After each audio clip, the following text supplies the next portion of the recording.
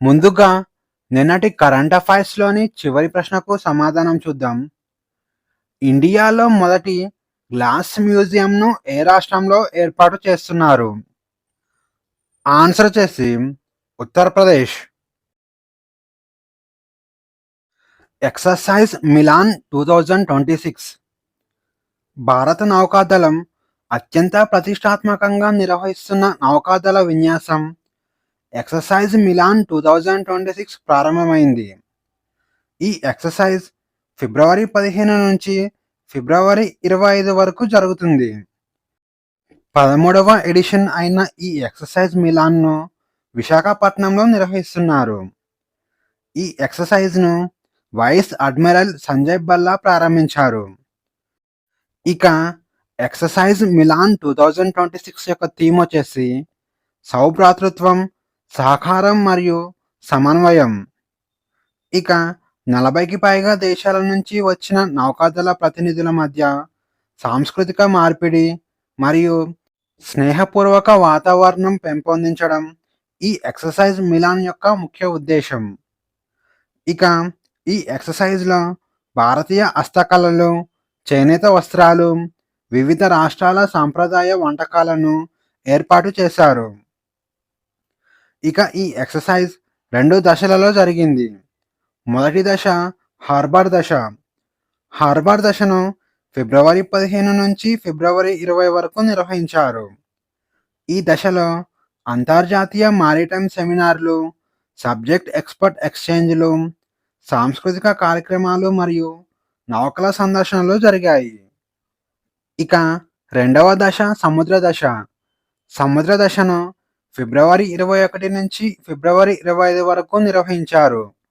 ఈ దశలో యుద్ధ విన్యాసాలు, ఎయిర్ డిఫెన్స్, జలాంతర్గామి నిరోధక యుద్ధ తంత్రాలు మరియు సెర్చ్ అండ్ రెస్క్యూ ఆపరేషన్లను నిర్వహించారు. ఇక ఎక్సర్సైజ్ మిలాన్‌ను మొదటిసారిగా 1995 సంవత్సరంలో నిర్వహించారు. ఇది ప్రతి 2 సంవత్సరాలకు ఒకసారి జరుగుతుంది. పాత ప్రధానమంత్రి కార్యాలయ భవనంలో ప్రపంచంలోనే అతిపెద్ద మ్యూజియం ఏర్పాటు. న్యూఢిల్లీలోని రైసినా హిల్స్‌లో ఉన్న నార్త్ మరియు సౌత్ బ్లాక్ భవనాలను ప్రపంచంలోనే అతిపెద్ద మ్యూజియంగా మార్చబోతున్నారు. దీనికి యుగే యుగిన్ భారత్ అని పేరు పెట్టారు. సంస్కృతంలో యుగే యుగిన్ భారత్ అంటే యుగయుగాలుగా విరాజిల్లుతున్న భారతదేశం అని అర్థం. ఇక ఈ భారీ మ్యూజియం రూపకల్పనకు ఫ్రాన్స్ దేశంతో ఒప్పందం కుదుర్చుకున్నారు. ఈ మ్యూజియం సుమారు 1.17 లక్షల చదరపు కిలోమీటర్ల విస్తీర్ణంలో ఉంటుంది. ఇక ప్రస్తుతం ప్రపంచంలోనే అతిపెద్ద మ్యూజియంగా ఉన్న ప్యారిస్‌లోని లూవర్ మ్యూజియం కంటే ఈ మ్యూజియం పెద్దగా ఉండబోతుంది. ఇక ఈ మ్యూజియంలో భారతదేశ చరిత్రను కాలానుసారంగా వివరించబోతున్నారు. వీటితో పాటు స్వాతంత్రం తరువాత భారతదేశం సాధించిన ప్రగతి గురించి ఇందులో ప్రదర్శించబోతున్నారు. ఇక ఇండియా ఇప్పటివరకు సాధించిన గణిత, వైద్య, స్పేస్ రంగాల యొక్క అభివృద్ధి గురించి ఈ మ్యూజియంలో ప్రదర్శించబోతున్నారు. ఇక సాధారణంగా నార్త్ బ్లాక్‌లో హోంశాఖ, ఆర్థిక శాఖ కార్యాలయాలు ఉండేవి. అలాగే సౌత్ బ్లాక్‌లో ప్రధానమంత్రి కార్యాలయం, రక్షణ మరియు విదేశీ కార్యాలయాలు ఉండేవి. అయితే సెంట్రల్ విస్టా ప్రాజెక్ట్‌లో భాగంగా కొత్తగా నిర్మిస్తున్న కామన్ సెంట్రల్ సెక్రటేరియట్‌లోకి ఈ కార్యాలయాలు మారిపోబోతున్నాయి. ఈ పాత భవనాల ప్లేస్‌లో ఈ మ్యూజియంను ఏర్పాటు చేయబోతున్నారు. ఇండియాలో మొదటి జాతీయ ఆవుల కల్చరల్ మ్యూజియం ఏర్పాటు. ఇండియాలో మొదటి జాతీయ ఆవుల కల్చరల్ మ్యూజియంను ఉత్తరప్రదేశ్ రాష్ట్రంలోని మథురాలో ఏర్పాటు కానుంది. Deen Dayal Upadhyaya veterinary science university క్యాంపస్‌లో ఈ మ్యూజియంను అభివృద్ధి చేయనున్నారు. జాతీయ ఆవుల కల్చరల్ మ్యూజియంను ఏర్పాటు చేయడానికి గల కారణాలేంటో ఇప్పుడు చూద్దాం.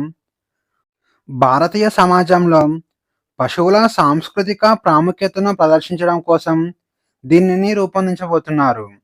అలాగే గ్రామీణ జీవనోపాధిలో పశువుల ఆర్థిక పాత్రను హైలైట్ చేస్తున్నారు. అలాగే పశువుల సంరక్షణ గురించి శాస్త్రీయ అవగాహనను ప్రోత్సహించడం కోసం దీనిని ఏర్పాటు చేయబోతున్నారు. అలాగే స్థిరమైన వ్యవసాయ పద్ధతులను ప్రోత్సహించడానికి ఈ మ్యూజియంను ఏర్పాటు చేయబోతున్నారు.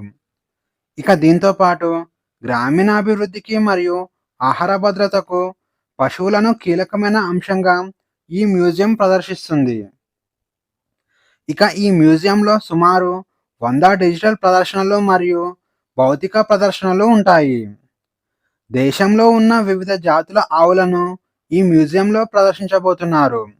అలాగే అరుదైన మరియు అంతరించిపోతున్న జాతుల ఆవుల గురించి సమాచారంను ఈ మ్యూజియంలో ఏర్పాటు చేయబోతున్నారు. 2026 సంవత్సరం నాటికి భారతదేశంలో అత్యధిక ఉన్ని ఉత్పత్తి రాష్ట్రాలు. గొర్రెల జనాభాలో ఇండియా ప్రపంచంలోనే 2వ స్థానంలో ఉంది. అలాగే ఉన్ని ఉత్పత్తిలో ఇండియా 9వ స్థానంలో ఉంది. ఇక ఇండియాలో 77.4 మిలియన్ల గొర్రెలు ఉన్నాయి. అలాగే ఉన్ని రంగం గ్రామీణ జీవనోపాధి, వస్త్రాలు, కార్పెట్ తయారీలో కీలక పాత్ర పోషిస్తుంది. ఇక లేటెస్ట్ డేటా ప్రకారం 2024 ఆర్థిక సంవత్సరంలో భారతదేశం మొత్తం 33.69 మిలియన్ కేజీల ఉన్నిని ఉత్పత్తి చేసింది. అందులో మొదటి 10 స్థానాలలో ఉన్న రాష్ట్రాల వివరాలు చూస్తే 16 మిలియన్ కేజీల ఉన్ని ఉత్పత్తితో రాజస్థాన్ మొదటి స్థానంలో ఉంది. మొత్తం భారతదేశ వాటాలో రాజస్థాన్ వాటా 47.53% ఉంది. ఇక 7.7 మిలియన్ కేజీల ఉన్ని ఉత్పత్తితో జమ్మూ కాశ్మీర్ 2వ స్థానంలో ఉంది. భారతదేశంలో జమ్మూ కాశ్మీర్ వాటా 23.06%గా ఉంది. ఇక 6.4 మిలియన్ కేజీల ఉన్ని ఉత్పత్తితో కర్ణాటక 3వ స్థానంలో ఉండగా 4.4 మిలియన్ కేజీల ఉన్ని ఉత్పత్తితో తెలంగాణ 4వ స్థానంలో ఉంది. ఇక 2 మిలియన్ల కేజీల ఉన్ని ఉత్పత్తితో గుజరాత్ 5వ స్థానంలో ఉండగా 1.6 మిలియన్ కేజీల ఉన్ని ఉత్పత్తితో మహారాష్ట్ర 6వ స్థానంలో ఉంది.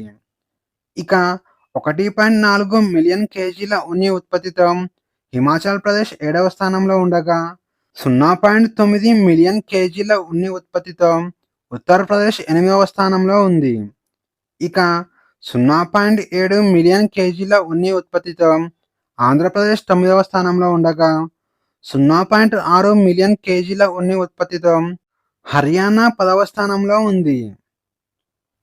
ఇక ఉన్ని రంగంలో అత్యధిక వృద్ధిని సాధించిన రాష్ట్రాల వివరాలు చూస్తే 22.04% వృద్ధితో పంజాబ్ మొదటి స్థానంలో ఉండగా 17.19% వృద్ధితో తమిళనాడు 2వ స్థానంలో ఉంది. ఇక 3.20% వృద్ధితో గుజరాత్ 3వ స్థానంలో ఉంది. ఇక ఇండియాలో ప్రధానంగా 3 రకాల ఉన్నిని ఉత్పత్తి చేస్తున్నారు. కార్పెట్ గ్రేడ్ ఉన్నిని 85% ఉత్పత్తి చేస్తుండగా కార్సర్ గ్రేడ్ ఉన్నిని 10% ఉత్పత్తి చేస్తుండగా దుస్తుల గ్రేడ్ ఉన్నిని 5% ఉత్పత్తి చేస్తున్నారు. FIPI 2025 award 2025 federation of Indian petroleum industry అవార్డును ఆయిల్ ఇండియా లిమిటెడ్ గెలుచుకుంది. భారతదేశ ఇంధన భద్రతలో మరియు చమురు, గ్యాస్ ఉత్పత్తిలో ఆయిల్ ఇండియా లిమిటెడ్ చేసిన అత్యుత్తమ పనితీరుకు ఈ అవార్డు లభించింది. Oil and gas production company of the year విభాగంలో ఆయిల్ ఇండియా లిమిటెడ్కు ఈ అవార్డు లభించింది. ఇటీవల గోవాలో జరిగిన ఇండియా ఎనర్జీ వీక్ కార్యక్రమంలో ఈ అవార్డును ప్రదానం చేశారు. కేంద్ర పెట్రోలియం మరియు సహజ వాయువు శాఖ మంత్రి శ్రీ హర్దీప్ సింగ్ మరియు మంత్రిత్వ శాఖ యొక్క కార్యదర్శి డాక్టర్ నీరజ్ మిట్టల్ ఈ పురస్కారాన్ని అందజేశారు.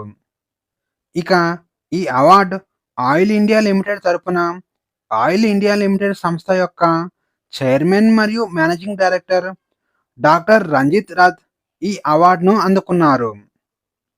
ఇక ఆయిల్ ఇండియా లిమిటెడ్ గురించి బేసిక్ ఇన్ఫర్మేషన్ చూస్తే, ఈ సంస్థను జనవరి 30, 1959 సంవత్సరంలో ఇండియన్ ఆయిల్ కార్పొరేషన్ పేరుతో ఏర్పాటు చేశారు.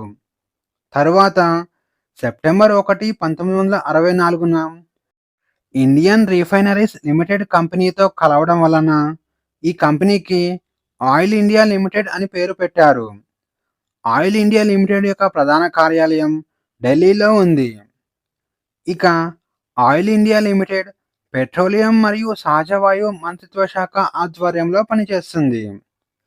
ఇక ఆయిల్ ఇండియా లిమిటెడ్ అనేది మహారత్న హోదా కలిగిన కేంద్ర ప్రభుత్వ రంగ సంస్థ.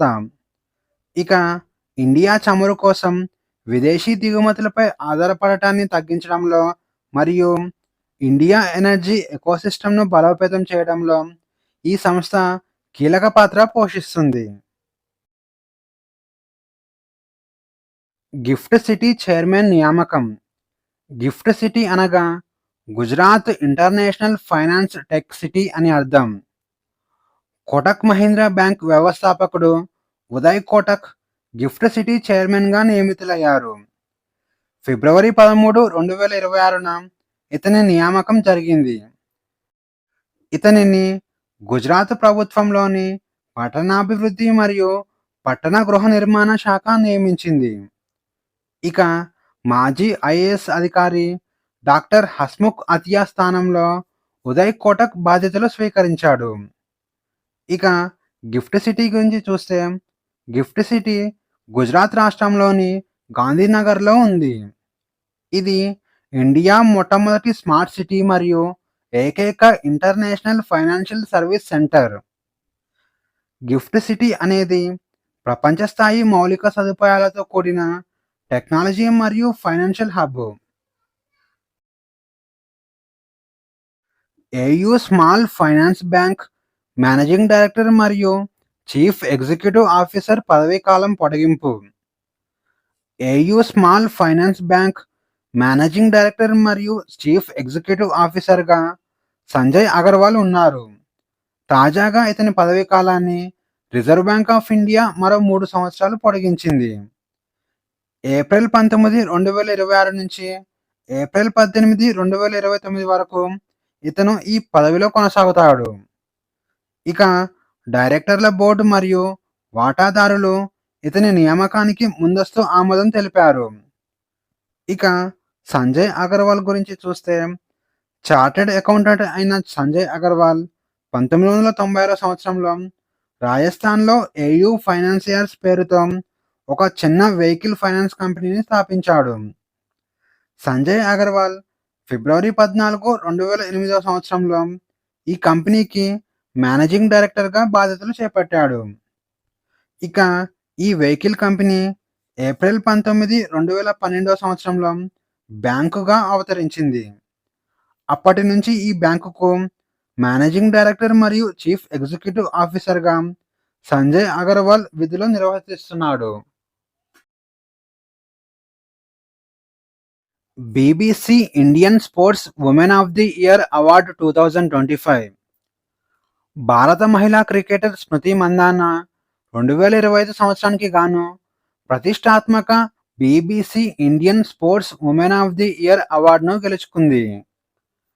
టెన్నిస్ దిగ్గజం Leander Paes, Paralympic champion Deepa Malik, athletics icon Anju Bobby జార్జ్లతో కూడిన జ్యూరీ స్మృతి మందానను విజేతగా ఎంపిక చేశారు.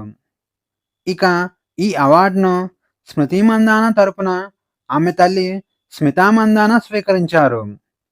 ఇక 2025 సంవత్సరంలో స్మృతి మందాన అంతర్జాతీయ క్రికెట్లో ఏకంగా 1703 పరుగులు సాధించి రికార్డు సృష్టించారు. ఇక బీబీసీ నిర్వహించిన అవార్డుల ప్రదానోత్సవ కార్యక్రమంలో మరికొన్ని విభాగాలలో అవార్డులు ప్రకటించారు. వాటి యొక్క వివరాలు చూస్తే, emerging player of the year అవార్డును చెస్ క్రీడాకారిణి దివ్యా దేశ్ముఖ్ గెలుచుకుంది. ఇక స్టార్ పర్ఫార్మర్ ఆఫ్ ది ఇయర్‌గా భారత మహిళల క్రికెట్ జట్టు నిలిచింది. ఇక para sports women of the year అవార్డును ప్రీతి పాల్ గెలుచుకుంది.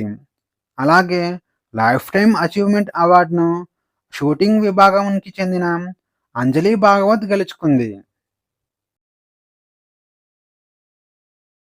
ఇక ఈరోజు క్వెషన్స్ వచ్చేసి ఇటీవల ప్రధాని మోడీ ఎమర్జెన్సీ రోడ్ రన్‌వేను ఏ రాష్ట్రంలో ప్రారంభించారు? A. Assam, B. Bihar, C. Chhattisgarh, D. Punjab. Answer వచ్చేసి ఆప్షన్ ఏ అస్సాం. ఇటీవల ప్రపంచంలోనే అత్యంత కష్టమైన కుక్కు జలసంధిని ఈదిన భారతీయ స్విమ్మర్ ఎవరు? A. Viraj Krishna, B. Rohan Mehra, C. Satendra Lohia, D. Monika Sharma. Answer వచ్చేసి ఆప్షన్ సి సతేంద్ర లోహియా. రక్షణ మంత్రిత్వ శాఖ డోర్నియర్ 228 మోడల్ విమానాల తయారీ కోసం ఏ సంస్థతో ఒప్పందం చేసుకుంది? A. Bharat electronics limited, B. Hindustan aeronautics limited, C. Defence research and development organisation, D. Indian space research organisation. Answer వచ్చేసి option B Hindustan aeronautics limited. ఇటీవల గెయిల్ ఇండియా లిమిటెడ్కు చైర్మన్ మరియు మేనేజింగ్ డైరెక్టర్గా ఎవరు నియమితులయ్యారు? A. Deepak Gupta, B. Mohammed Haris, C. Vijayalakshmi, D. Spandana Gupta. Answer వచ్చేసి ఆప్షన్ ఏ దీపక్ గుప్తా. ఇటీవల Helena Roerich international medal గెలిచిన తొలి భారతీయురాలుగా ఎవరు నిలిచారు? A. Srilakshmi Reddy, B. Vanya Rao, C. Meeta Narayan, D. Arpita Chaudhary. Answer వచ్చేసి ఆప్షన్ సి మీతా నారాయణ్. తన సైన్యాధిపతి చేత చంపబడిన చివరి మౌర్య పాలకుడు ఎవరు? A. Dasharatha, B. Khun Alam, C. Samprati, D. Brihadratha. Answer వచ్చేసి ఆప్షన్ డి బృహద్రథ. మౌర్య చక్రవర్తి బృహద్రథుడిని అతని సేనాపతి పుష్యమిత్ర శుంగుడు చంపి శుంగ రాజవంశాన్ని స్థాపించాడు. క్రీస్తుపూర్వం 190వ సంవత్సరంలో భారతదేశంపై దండెత్తిన గ్రీకు బ్యాక్టీరియా రాజు ఎవరు? A. Demetrius, B. Alexander, C. Seleucus Nicator, D. Menander. Answer వచ్చేసి ఆప్షన్ ఏ డెమోట్రియస్. డెమోట్రియస్ భారతదేశంపై దండెత్తి వాయువ్య ప్రాంతంలో మౌర్య గణనీయమైన భాగాన్ని జయించాడు. వర్ధమాన మహావీరుడు ఏ సంవత్సరంలో జన్మించాడు? ఏ. క్రీస్తుపూర్వం 563, బి. క్రీస్తుపూర్వం 540, సి. క్రీస్తుపూర్వం 533, డి. క్రీస్తుపూర్వం 560. ఆన్సర్ వచ్చేసి ఆప్షన్ బి క్రీస్తుపూర్వం 540. జైన గ్రంథాల ప్రకారం వర్ధమాన మహావీరుడు క్రీస్తుపూర్వం 540 సంవత్సరంలో కుందగ్రామ నగరంలో చైత్ర మాసంలో జన్మించాడు. త్రిశూల రాణి మరియు సిద్ధార్థ రాజు దంపతులకు వర్ధమాన మహావీరుడు జన్మించాడు. మూడవ తమిళ సంఘం అధ్యక్షుడు ఎవరు? A. Nakkirar, B. Agastya, C. Tiruttakkadevar, D. Chintamani. Answer వచ్చేసి ఆప్షన్ ఏ నక్కిరార్. నక్కిరార్ ఉత్తర మదురైలో జరిగిన 3వ తమిళ సంఘానికి అధ్యక్షుడు. అశోకుడి శాసనాలపై ఏ సెల్యూసిడ్ రాజు పేరు కనిపిస్తుంది? ఏ ఆంటియోస్ 1వ సోటర్, బి సెల్యూకస్ 4వ ఫిలోపేటర్, సి ఆంటియోకస్ 2వ థియోస్, డి 2వ సెల్యూకస్. ఆన్సర్ వచ్చేసి ఆప్షన్ సి ఆంటియోకస్ 2వ థియోస్. సిరియా పాలకుడు ఆంటియోకస్ 2వ థియోస్ అశోకుడి శాసనాలలో హెలినిస్టిక్ సమకాలీనులలో ఒకటిగా ప్రస్తావించబడ్డాడు. Question of the day. 2026 FIDE freestyle ప్రపంచ ఛాంపియన్గా ఎవరు నిలిచారు? ఈ ప్రశ్నకు సమాధానం తెలిస్తే కామెంట్లో తెలియజేయండి. ఈ వీడియోలోని కంటెంట్ మీకు నచ్చినట్లయితే లైక్ చేయండి, షేర్ చేయండి, అలాగే సబ్స్క్రైబ్ చేసుకోవడం మర్చిపోకండి.